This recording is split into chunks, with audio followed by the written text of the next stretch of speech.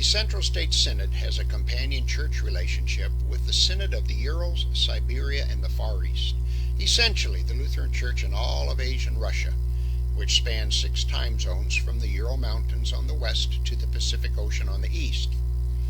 The headquarters of the Synod is in Omsk in southwest Siberia, where Reverend Alexander Shireman serves as bishop. Our primary relationship, however, is with the 9 congregations in the deanery of the Russian Far East. The deanery headquarters is in St. Paul's Lutheran Church in Vladivostok, located on the coast in the far southeastern corner of the map. My name is Gary Teskey. I am chair of the Central State Synod Companion Church Committee.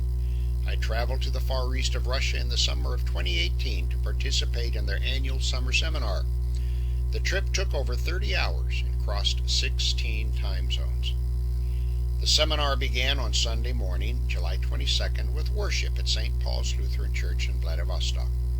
The church had been closed in 1935 by the Soviets, and the building and property confiscated and turned into a museum for the Pacific Fleet of the Russian Navy.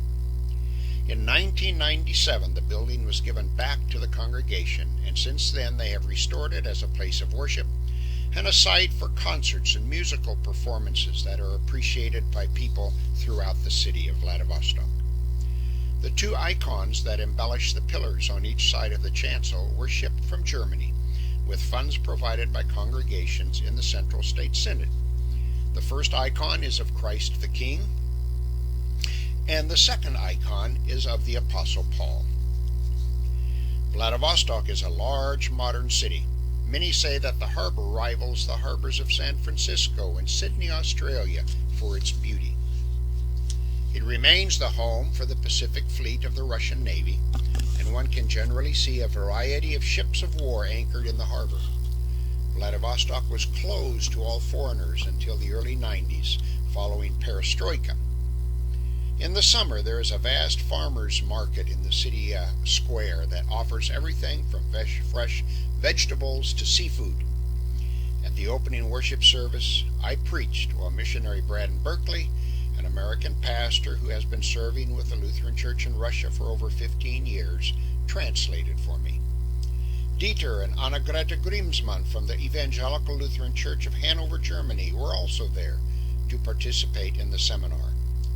The other participant from Germany was Christian Grossmann, who is on the staff of the Lutheran Church in Hanover.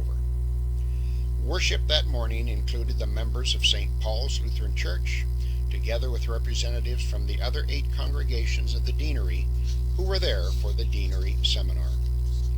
Following worship and lunch eaten in the courtyard in front of the church, everyone loaded on a bus for the 4-hour trip south to the site of the seminar. Our sessions took place in this building, and standing in the entryway is Dean Emeritus Manfred Brockman, who organized the seminar and was its leader, as he has been doing for 25 years. Reverend Brockman arrived in Vladivostok in 1992 and was the architect of the resurrection of the Lutheran Church in Vladivostok and throughout the Far East. He recently stepped aside as dean, but remains the pastor of St. Paul's Lutheran Church in Vladivostok. The seminar was held at a retreat center located in a beautiful cove on the coast of Peter the Great Bay, just 30 miles or so north of the North Korean border.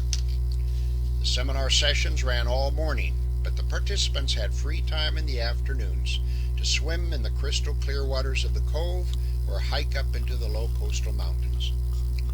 The food was good, but not fancy. Oatmeal or cream of wheat for breakfast, and soup for lunch. There was cabbage soup, beet soup, soup with fish in it. The Russians are really big on soup. The theme of the seminar was overseas partnerships, and here Pastor Alexander Lopochenko gives a presentation on the congregation he serves, St. Luke's in Arsenyev, who has been in partnership with Trinity Lutheran Church in Great Bend, Kansas for a number of years. Pastor Lopochenko also gave a hilarious presentation on his visit to our synod a number of years ago, and some of the truly funny and embarrassing things that happened as a result of the language and cultural barriers. Unfortunately, I did not get it on videotape. In my presentations, again assisted by Pastor Berkeley as translator, I shared with them the ways that we in the Central States Synod have been blessed by our partnership with them. I also did a Bible study in which I tried to show how Peter, the Apostle Peter that is, and others learned important lessons about faith and the kingdom of God through their engagement with foreigners. We began each day with morning prayer, ended each day with evening prayer. Here Christian Grossman from Germany is leading worship. We all took a turn at leading worship. Sasha from Arsenia brought his young daughter along. She brought a great deal of laughter and energy to the gathering. And there were other young people there as well, such as Oleg, the young man standing to the left of Sasha and his daughter. The bay we were on had been a restricted area until the early 90s, since it was used by the Soviet Navy to train dolphins for military purposes. What you see here is a structure left over from that era. One afternoon we did a boat tour around the peninsula we were on and encountered steep, rugged cliffs with lots of seabirds nesting on them. It was also a wonderful opportunity to get better acquainted with Dieter and Annegrethe Grimsmann from Germany. They were a big help in understanding how the German church is involved in Russia, and a contact that might open the door for more and better cooperation in the future. There were also seals swimming in the waters around the peninsula. If you look very closely, you will see just the head of a seal sticking out of the water in the far right side of the picture. With the rugged coastline, there was evidently a need for a lighthouse on a bluff above the coast. Here we have missionary Braden Berkeley and two of the leaders of the congregation in Vladivostok, Gennady and Nina Dmitrieva. Nina is a lay preacher for the congregation there. Now let me introduce you to some more of our cousin Christians in Russia. Here is Elena leading us in morning prayer. Elena is the lay minister for the congregation in Sokol, located in the far northeast of Russia. Sokol and Magadan are just across the Bering Sea from Alaska. Here we meet Nina, Tatiana, and Zinaida from Blagoshchevetsk, located on the Chinese border, a 2-day train ride northwest of Vladivostok. And here is Irina, Victor, and Albina, all from the congregation of Khabarovsk, located just north of Vladivostok. Khabarovsk is the other large city in the Far East and is the governmental center of the entire region.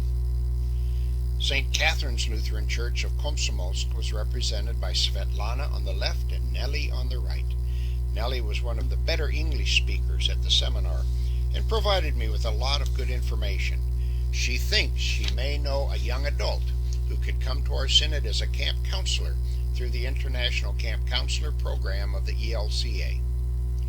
Please greet Andres from Magadan, the gateway city in the far north to the infamous Gulag.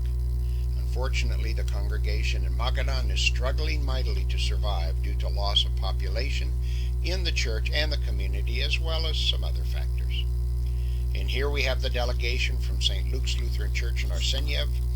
Going counterclockwise from the right, there's Oksana, the wife of Pastor Lapochenko, seated next to her. Then Sasha and Oleg.